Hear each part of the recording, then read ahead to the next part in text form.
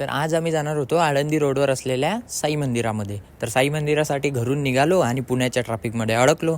तर पुण्याची ट्रॅफिक पार झाल्यानंतर आम्ही पोहोचलो साई मंदिरात. तिथे मग माझ्या आईने गुलाब वगैरे घेतले साईबाबांना चढवण्यासाठी आणि निघाली माझी आई साईबाबांच्या दर्शनासाठी. योगायोगाने आम्हाला तिथली संध्याकाळची आरती मिळाली. मग आरतीमध्ये खूप सारे लोक उपस्थित होते आणि आरती पण खूप छान होती. आरतीच्या थोड्याच वेळानंतर लोकांची गर्दी जमली साईबाबांच्या दर्शनासाठी आणि इथली प्रतिमा बघून मनाला खूप शांत वाटत होतं. कारण ही प्रतिमा बघून प्रत्यक्षात साईबाबा आपल्या समोर बसून भक्तांना दर्शन देत आहे असं वाटत होतं. नंतर मी आणि आईने साईबाबांचे दर्शन वगैरे घेतले आणि पुढे निघालो. तर पुढे पण 2 प्रतिमा होत्या साईबाबांच्या. एक ही सोनेरी रंगाची असलेली बाबांची प्रतिमा आणि दुसरी म्हणजे ही जे त्याच्या समोरासमोर विराजमान होती.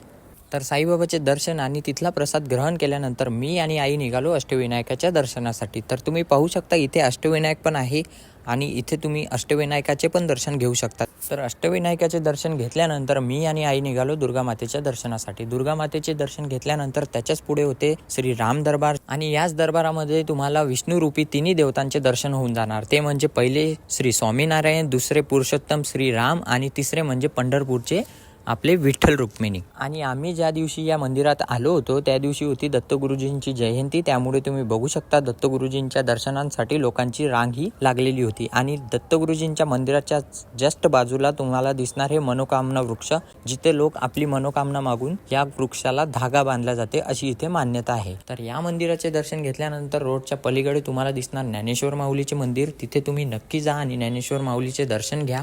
तर भेटूया नेक्स्ट व्लॉगमध्ये. ओम साईराम.